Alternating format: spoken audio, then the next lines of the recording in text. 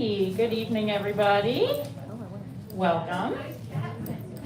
My name's Heather. I use she, her pronouns, and I'm a bookseller and gift seller here at the Booksmith. If you're familiar with our store, welcome back. If not, welcome. Before we begin, if you pre-ordered a book, it'll be available for pickup at the back counter at the end of the event. If you'd like to purchase one or many, you can do that then as well. Now it is my pleasure to introduce our moderator for this evening.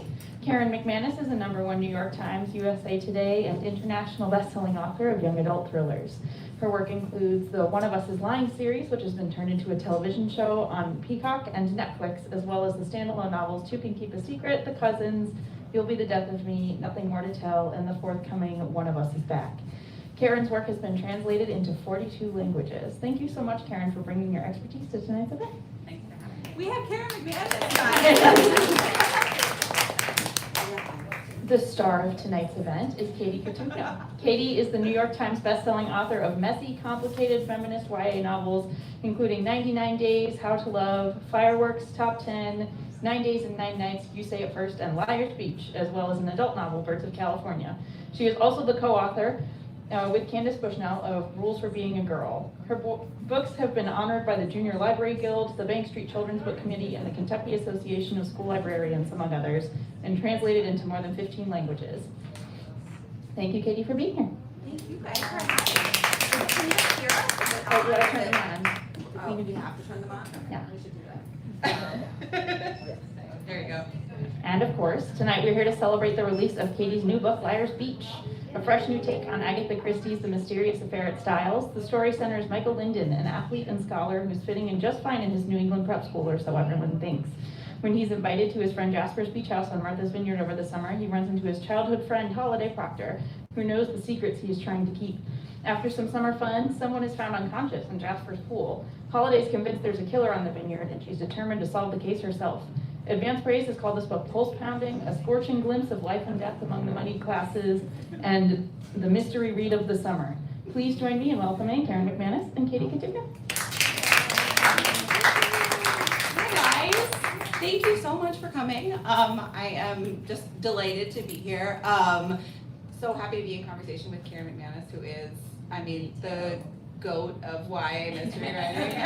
I'm so happy you're joining us on the dark side. You know, enough of this romance without murder. I know, it's garbage. Let's have murder with the smooth side of romance instead. So, have a lot of questions for you. All right, let's do it. But let's start with, we got kind of a quick pitch of the book, but tell us like where this idea came from and what inspired you to create it. Yeah, so first of all, I always say that I write like messy, complicated feminist love stories.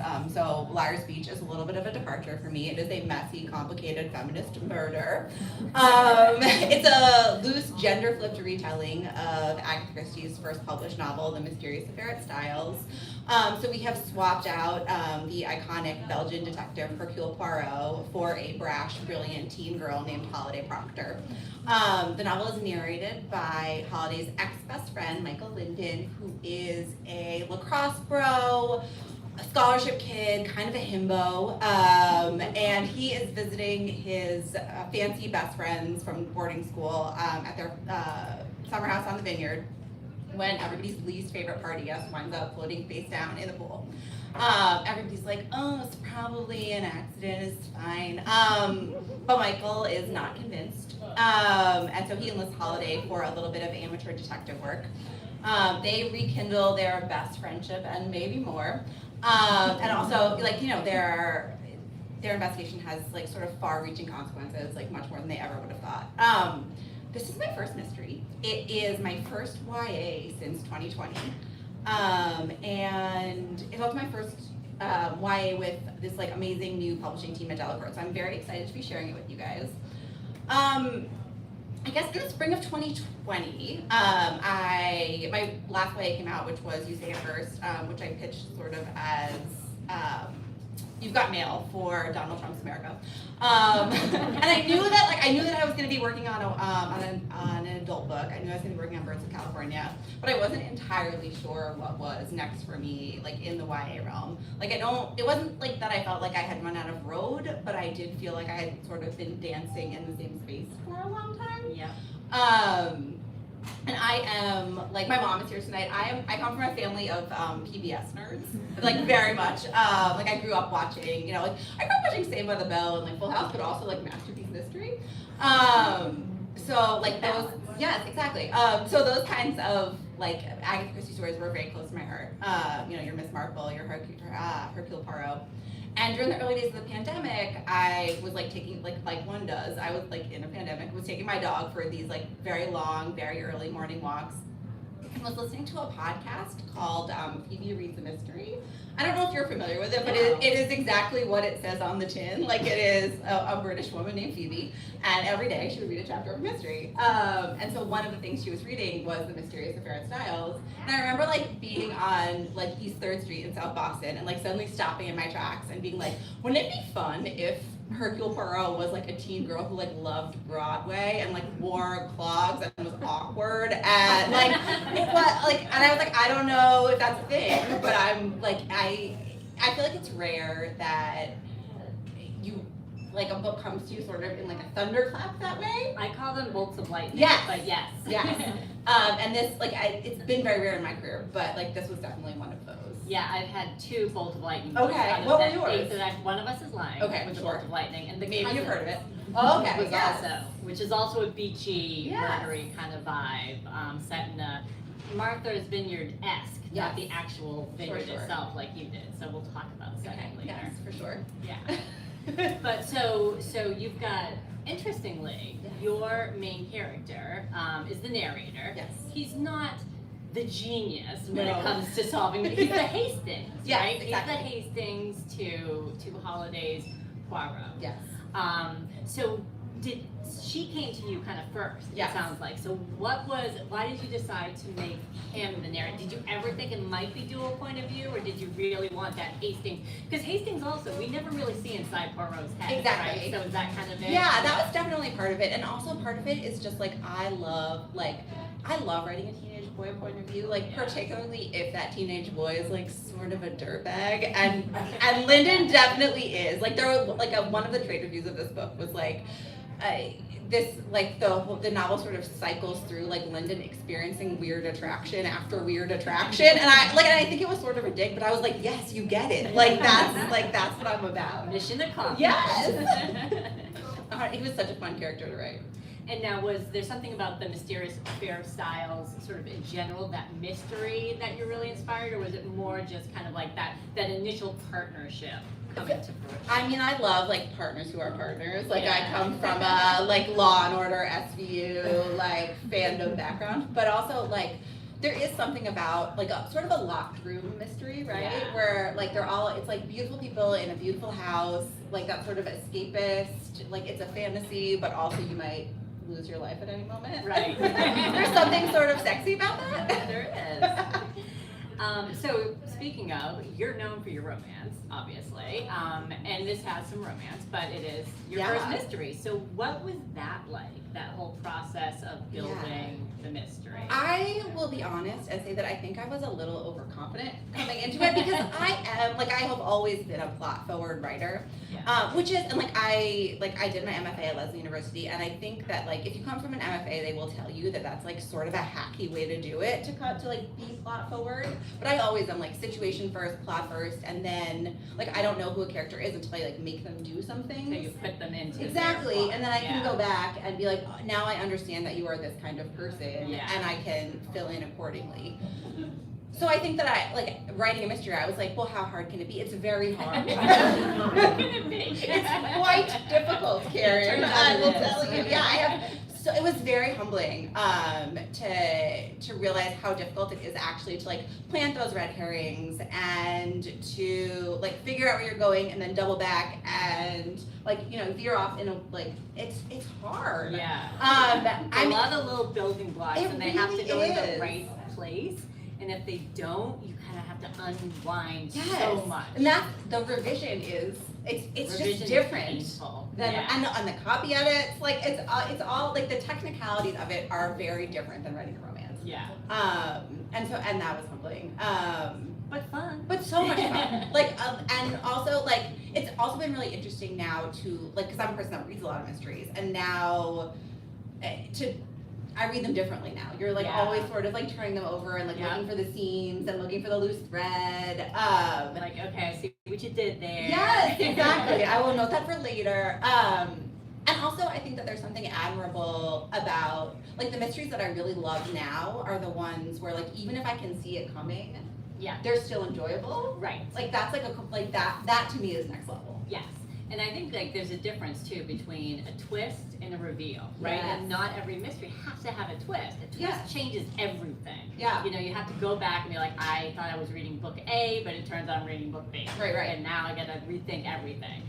Not every book needs that. No. You know, if it's just a good reveal, if it like builds up to that, and then people are like, oh, of course, Right. and it's like satisfying but also surprising. Yes. That's a great ending, which 100%. I thought you achieved. Thank So you. tell me, was that like always your plan? Did you like plot it out and not deviate from that, or did you have to tweak a lot? I would say that for Liar's Speech, we were like, I felt from the beginning pretty straightforward about where we were going. I'm writing right now, the sequel to Liar's Speech was called Hemlock House. Ooh, that's a good. I'm excited about it. I'm really, it's due tomorrow. I hope to finish it. So we're done. I know, so sorry. But that one for sure has been, like, there have been a lot of like doubling back. Yeah. And there are also, it's really interesting to me, and I don't know if you've experienced this, like the things that work in the, I don't know if, also if you're an outliner, but like the things that, yes, I am. the things that work in the outline, They do not always work on the you're page. like, I'll just figure it out. I'll just like learn how to sail a boat, I guess. I don't know. Like just like things like that. It's so disappointing when that happens. You're like, Yes. but the outline is so good. Right, it seems so solid, and then you like are trying to make them say the words, and you're trying, and it just doesn't. Or you put quite- them in the situation, it's like, nah, It's not this is right. dumb. It's- Yes, nobody's gonna believe this. And you have to sort of double back. And so I've definitely experienced that more with Hemlock House than I did with Liar's Beach. I think Liar's Beach was it was like sort of a magical, like also because it was pandemic times, because Right. it felt so new for me. I was like, this is, like, you know, it was one of those magical writing Yeah. experiences. Yeah, those are fun. They're the things that keep you going, Yes. right? Through like the really challenging books. Yes, 100%. So we talked a little bit about your characters, Yeah. but tell me more about how you develop, not just the main Yes. two, you know, and how they play off each other. And they've got that great, like, you know, they've known each other a long time. They used to Yeah. be friends, which is my personal favorite trope. Always, I yes. pretty much put it into all of my books. So I love that. But also, you know, this rarefied world that they Yeah. are part of. One of the things that was really fun and interesting for me working on this book was like sort of thinking about the different kinds of wealth and privilege. Yeah. So there are like Lyndon's roommate at his fancy boarding school is named Jasper, and so Lyndon is visiting Jasper's family, the Kendricks, out at their vineyard house. And the Kendricks are sort of, you know, they're your sort of prototypical WASPs, but they've also got they have a lot of secrets. Jasper's sister Eliza has like some mental illness happening. Jasper's father was in jail for white collar crime. And so you are sort of trying to figure out like, how can I take these almost stock mystery characters and like give them gravitas and give them, you know, like a real, like a feeling of, you know, being real, full human characters. Right. And their own agendas Yes, too, right? Which is exactly. always helpful when you're building a mystery. Yes. And then there's Holiday's family who, like, you know, they're Cambridge liberals, but they're also very wealthy. I could just picture her house. She's from like Avon Hill. Yes, right? 100%. And she's she lived, like, her parents are both professors at Harvard, and they live in an enormous, like, you know, old Victorian house that has like a Black Lives Matter sign on the lawn, and so you sort of know who these people are. Even Lyndon himself, right? Like he's a scholarship kid. He lives with his single mom in an apartment building in East Boston, and has sort of faked his way via organized sports into this like life of luxury.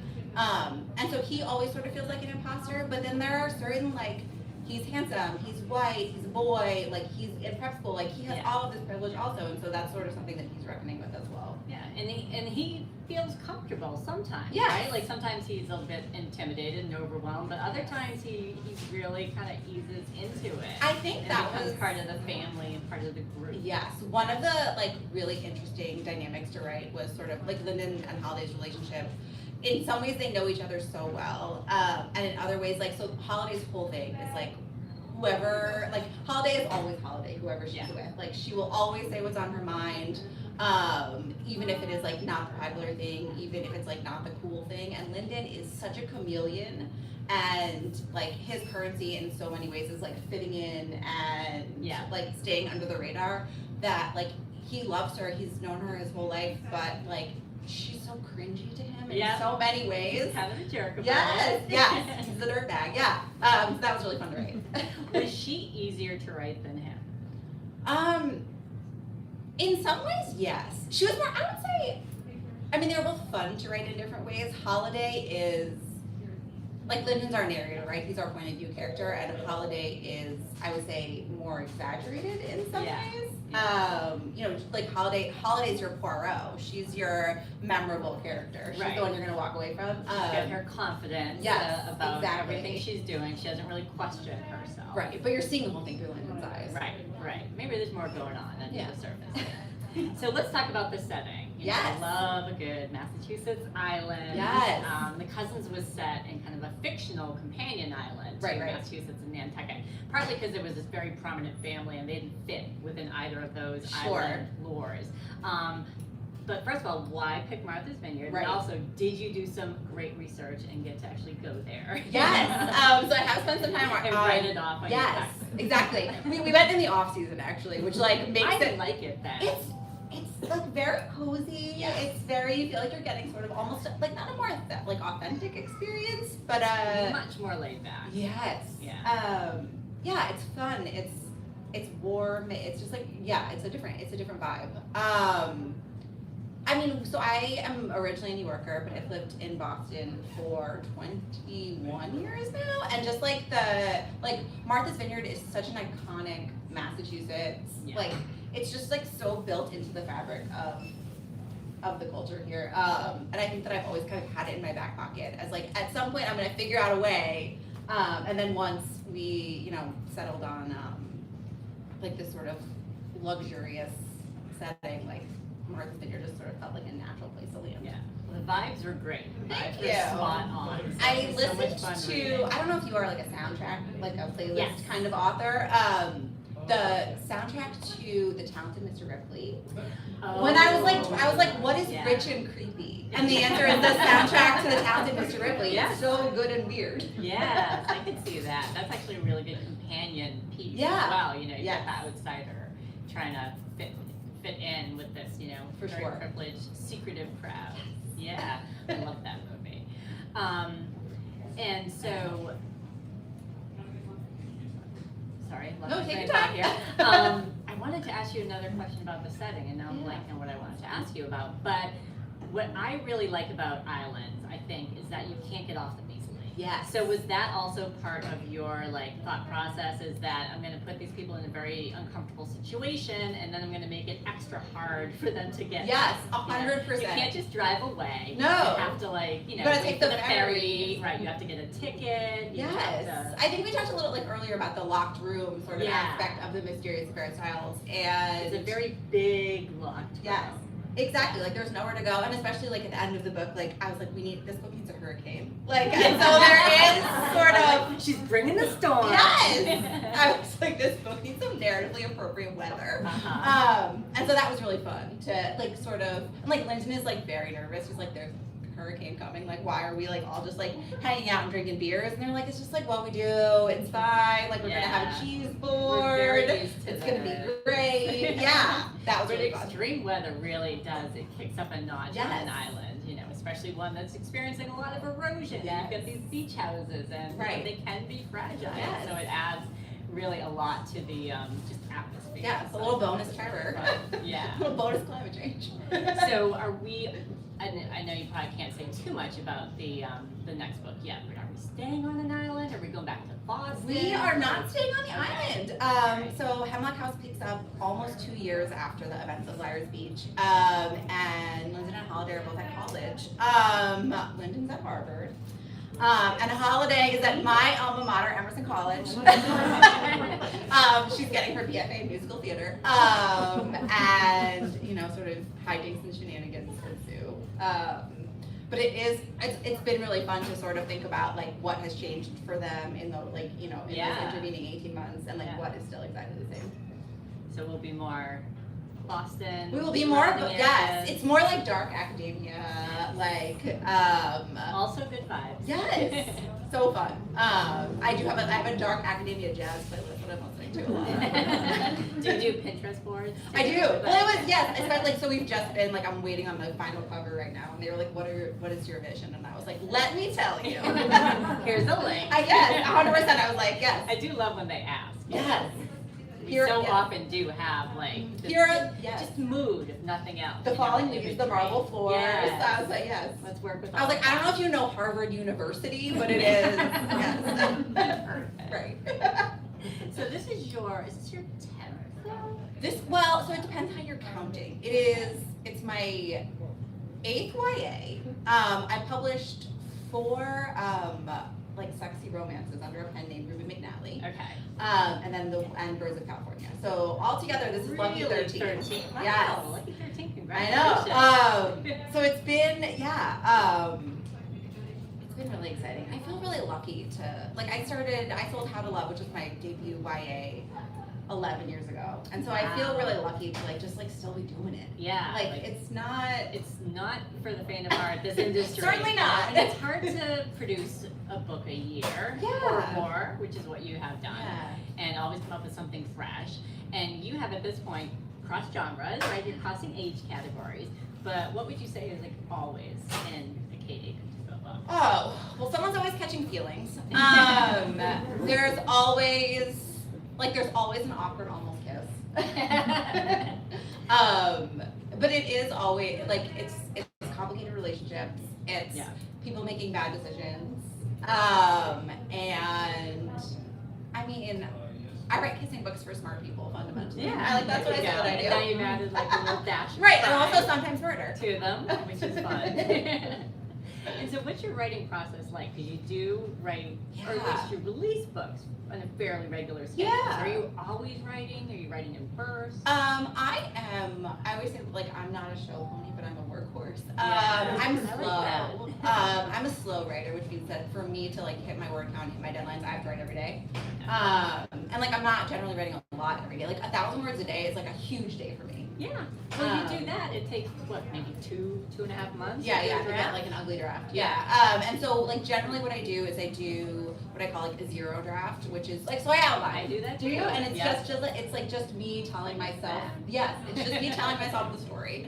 Mine's always really lean. Too. Yeah, oh, Like, 'cause 100%. It's It's like a 25,000 words. screenplay Yes. almost. It's just people talking. Right, You know, right. There's hardly any description. Yeah, mean notes to myself, dumb, figure this out later. I don't sorry, you're such a bad writer. Yes, Figure this yes. out. Yes, exactly.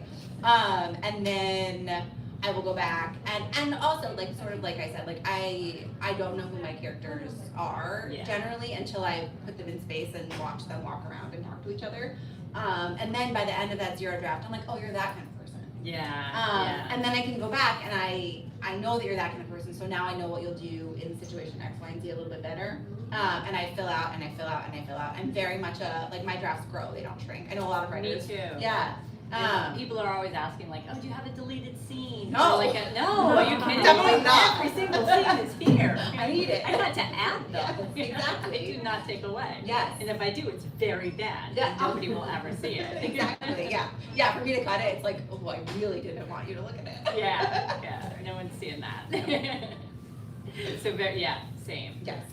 But then and that's before you even share it with your. Yeah, I would say that it's like we're at draft, so we've got zero draft, then we've got first good draft, and then we've got draft 1.5, and 1.5 is about where I feel comfortable sharing it. Yes. Yeah. And I don't this again makes me feel sort of hacky. I don't have a writer's group. It's just me. Oh, I don't either. And it's just me and the page until it goes to my editor. And then Yeah. a lot then you start to feel a little bit less embarrassed about your own abilities. And then you're okay, I'll show a friend, I guess. Yeah, I have critique partners, but I use them a lot more early in my career. Now I Yes. feel like everyone's really busy. That's the Everyone's other on thing, competing right? deadlines, and you're I don't want you to read my it. garbage. Yeah. I'm not gonna waste your time. Read the You're Karen polished McManus. stuff. I'm not gonna waste your time. Help me fix this book. Yes. I got my own book to fix. Right, exactly. My own problems. But you can manage to churn a book out Yeah, I mean, and it's also been, so I have 2 little kids now, so my price, like. That I do not know how you do. It's My changed son a was lot. 8 by the time I started writing, so I have never had like little kids when I was writing. I will tell you the way that I'm like, and I've been, a lot of it's just pep talking yourself and like, you can do this, it's fine. Yeah. But the most humbling thing is that like, all my copy editors have always sent my books back, and like sometimes they'll be timeline things or whatever, but like the feedback that I've always gotten has been like, your writing's very clean. And this, like the last 2 things like I've written that I've gone to copy edits have just been full of spelling errors. Like that's what it is, that's where it's showing up. Because you have 2 daughters. It's like I can write, but I can't spell anymore. Like that's it. No, that's when you hand it off and just go, help. I know, I'm sorry. Like, although it's been December for 4 months in this book, like that's it. Like, time is my nemesis. oh my gosh, especially in a mystery when it really matters. Yeah. I mean, my editor actually forced me to put like not just date stamps, but time stamps on every single chapter because I kept getting so confused. It makes a difference now. Like really, like in a way that doesn't in romance. In mysteries, it really like.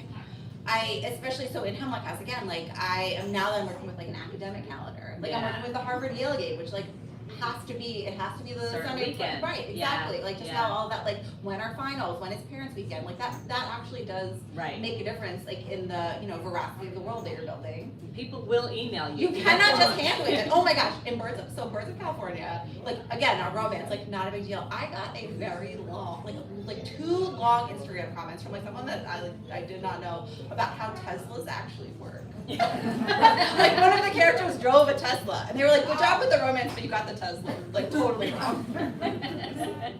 Thank you. Well, fair enough. I defer to your expertise. Exactly. I guess I did. So, are you reading anything right now that you love? I just finished Rebecca Mackay's new book. She wrote The Great Believers. Oh yeah. And so her new book is called I Have Some Questions for You, which is, it's about a woman who she has like an entertainment, it's like it's a true crime, like murder podcast type book with a very literary bent. And so it's like interesting to watch like a quote unquote literary writer sort of tackle genre fiction. Yeah. It was good and enjoyable, and I like flew through it, but at the end I was like, this was a literary writer tackling a genre book. Like it was just really interesting. You could feel that. A little bit, yeah. Like you could feel her swimming. Yeah, like it was different. That's interesting. Yeah.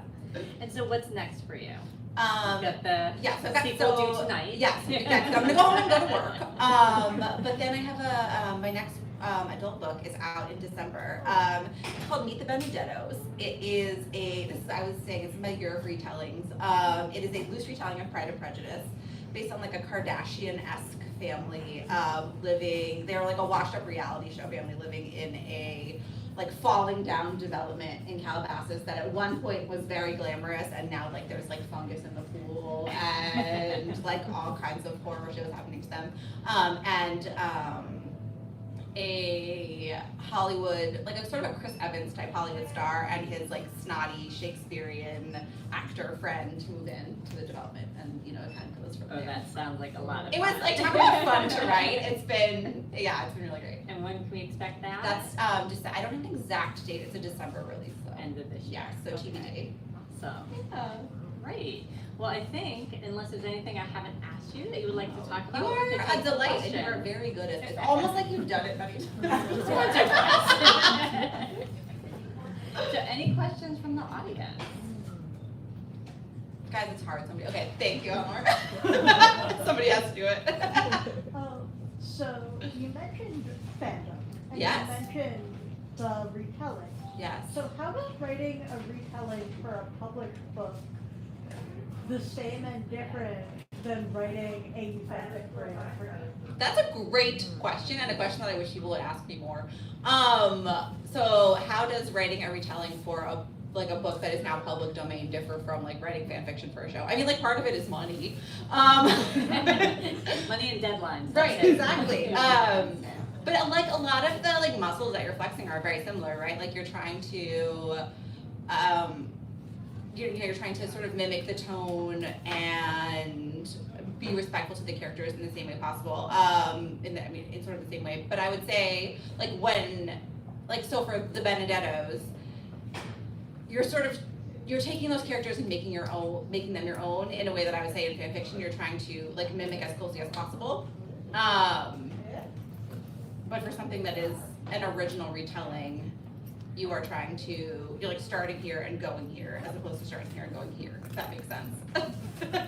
Have you written fan fiction books? Oh God, yeah. Have you? Yeah. Oh, yeah. I have not, but so many of my critique partners have, and I feel like it's just outstanding practice. That's where I started, like when I was 12. Yeah. Like, that's where I started. Yeah. And like, I think that it also made me, like when I hear other writers talk about like, going on Goodreads and it like makes, it's like very stressful and it makes them upset. And I'm like, I've been posting fan fiction since I was 11. I'm like, Nothing affects you. No, 100%. I'm like, everybody's entitled to their opinion. Everybody's entitled to what they like. Like, I think like for me at least, it was such good practice for bringing this like particular. I would say I have a very limited skill set, but bringing that particular limited skill set into the real world, like there's no better practice. And so, did you always know you were going to be a writer then?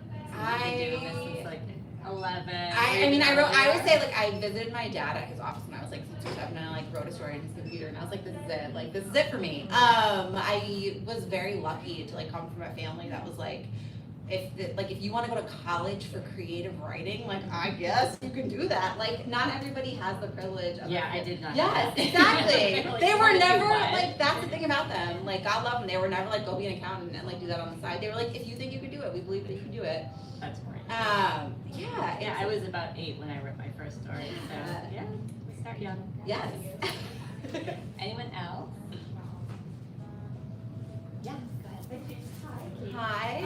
I'm curious, you mentioned Chris Evans, which Sure. is great in a delicious way. I'm curious if you had anyone in mind that you would cast as Michael Linden or Holiday Proctor. Oh.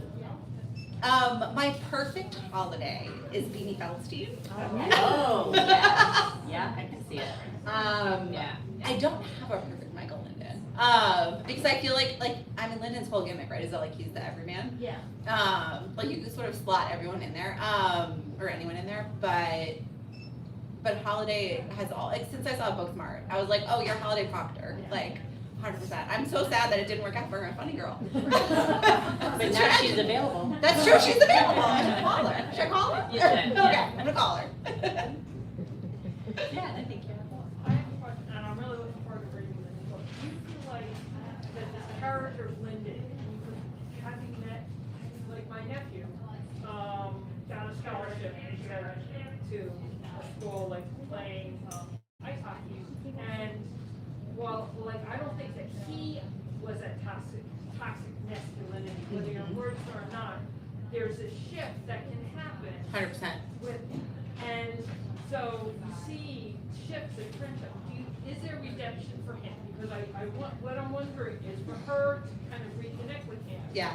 Is there a reckoning he has to really? Because I feel like when I listen, it's his fear that gives rise of being found out. Absolutely, 100%. Could you speak to that? Yeah, I think that is like right. So I think you're 100% right. Like that's like when like the fundamental conflict in Linden and Holiday's relationship is that she sees him in a way that he's not comfortable with, and like there's a line toward the beginning of the book where he's like, Holiday always says the quiet part loud, and he's very afraid that she's going to expose him in that way, and I think that tension sort of simmers between them all the way through the book until the end when they like do have a reckoning. And I think that, I mean, Linden, like I'm always like Linden's gonna Linden, like he's fundamentally himself, but I do think that she sees something good in him, and sort of their reconnection makes him want to like rise to the occasion of the way that she sees him.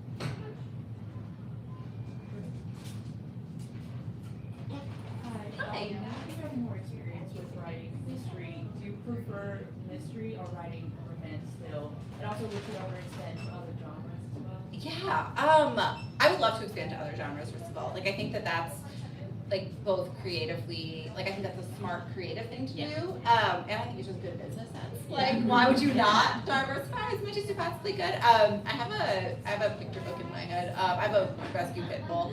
And so I have a picture book in my head about a pit bull that's called Wedgehead. But yeah, like so 100%. And I would love to write middle grade. And I feel like the younger you get, the more like the younger your audience gets, the more everyone thinks that they can do it. Yeah. Especially picture books. Oh my I know gosh. People think they're easy because there's not a lot of So now that I have little but kids, like, every word. most picture books, Karen McManus, I will tell you, are garbage. Like the ones that are good are so good. Yeah. And they're so respectful and they're so beautiful. And the ones that are garbage are real garbage. Which do your kids like? Mostly the garbage, but everyone's I mean, you have to read them over and over. You read them again, over. right? It's really interesting. Like, and I think that the way you breed like good readers is that you just like you let them. You have to. Reading is a pleasure. They get to read whatever they want to read. But it is sometimes you're like, just like yes. But to answer the first part of your question, I think they're writing romance and writing mystery, writing YA and writing adult. Like it's all you're like an athlete, sort of. You're flexing different muscles, and it's sort of not what I prefer, or like what I globally prefer so much as like I think it's good to do a lot of different things at one time, and I think that's how, especially like having like been lucky enough to like have been in this career for as long as I have, like I think that's how you keep it interesting and that's how you keep it fresh, like for yourself and also for your readers. Thank you. We have another question over here. Yeah, I was actually curious, how do you pick character names? That's a really good question. So it's, and I would actually be really interested to hear how you do this too. Like sometimes and I feel like the best ones come to you fully named. Yeah, like sometimes yeah. they just appear to you, and like that sounds like so namby-pamby, and I almost don't like to give that as an because I do think that writing is it's like pottery, it's a craft. Like you're practicing it. Like it's not like you sit down, you do it every day, and sometimes it's good, and sometimes it's not. It's like a job. Yeah. But the best, when the characters are the best, they just like sometimes they just appear to you. They It do feels come a little to bit you. like And magic. it's really nice when that happens. Yes. And then other times though, you do get inspired. Like, Yes. When I was working on, I got the idea for One of Us is Lying while I was driving to work. And then I was like, there's gonna be 4 kids and they're gonna be in a room and there's gonna be a princess and they're gonna be a criminal. And what are their names gonna be? And I passed a girl I worked with named Addie. And I was like, hey Addie. Addie. And I literally went to my desk, I was like, the princess is Addie. So, Absolutely. and then Cooper was named after someone I had worked with when I was in college. And he had this great southern accent. It was at like a paralegal firm over the summer. And every time he picked up the phone, he'd be like, this is Cooper. Oh and I'd be my like, God. yeah, it is. Yeah, it So that just stuck in my head forever. And I think it's also right, like sort of what we were saying earlier, like what kind of person are you? Yeah. Like once you know what kind of person they are, Right. then it's Does the easier. name fit? Exactly. Like with nothing more to tell, I called them main character something completely different. Yes. Initially, I was like, it's wrong, this is wrong, and everything is wrong. And as soon as I changed her name, like so many things Yes. fell into place. Um, Weird. And I think it also it can work the opposite way, where in a very late draft of Fireworks was my third book, and that is it's a boy band on 90s historical fiction romance situation. But there were a million reasons that I had to in a very late draft change the main character's the boy's name, and he was just never real to me after that. I was like, you're just I just made you up. I'm sorry. I hate to tell you this, but you're not real. But now, because I've written 8 books, and Yeah. I write so many characters, Oh my 60 to gosh, 50 are you per book. I've used this? Do you I've remember? used up all the Yes, names. I I know. now have a master spreadsheet, and That's it has smart. 325 names of every single character I've written. And I Yes. have to sort it alphabetically, and I already did 4 Charlies. I Right, can't it's do over. Charlie again. Yeah, Charlie's done, Beth is over. done. And I didn't even know I used them again. No, it's just until what's I in finally here. made Yes, one sheet. 100%. I feel like that's Emily is the one Yeah. that always, it just feels right. I Like a go-to name. Yes, exactly. Anyone else? Guys, this was so fun. Yeah. They're not always fun, I'll tell you, and this was fun. Sign some books? Yes, let's sign some books. Thank you so much to the Booksmith for having us. Thank you, Karen.